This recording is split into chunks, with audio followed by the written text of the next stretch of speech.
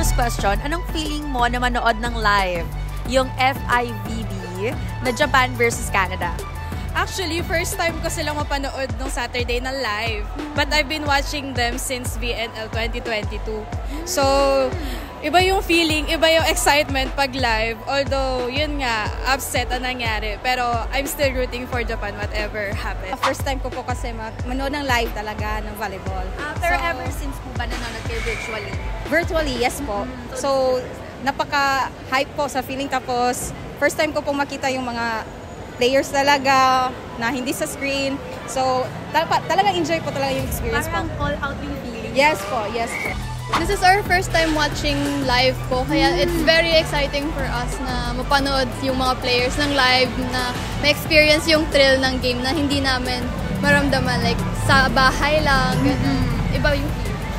So nakapanood na ako ng mga volleyball matches before but local lang, and this is the first time I've seen especially players from other countries, and iba talaga yung energy especially with the hype with Japan and Canada.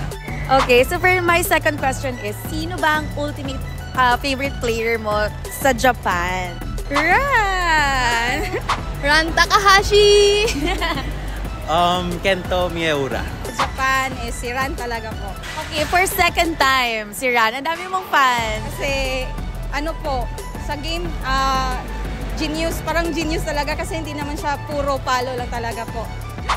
So, favorite mo talaga si Ran. Actually, nung pinanood ko siya, super cool niya in terms of his spikes and everything. Maganda yung performance niya. Feeling ko siya na yung MVP. Sana. Sana. Siya pa rin ang MVP ng buhay ko. Paano kayo nag-cheer? Is it all out sigaw? Tapos banner ba? Or social media hype? All out sigaw. Like, I don't really take video at all. Just ina-enjoy ko lang sila and yeah. Sigaw talaga. Sigaw? Oo. Buti na lang hindi naubos yung boses ko po ngayon po.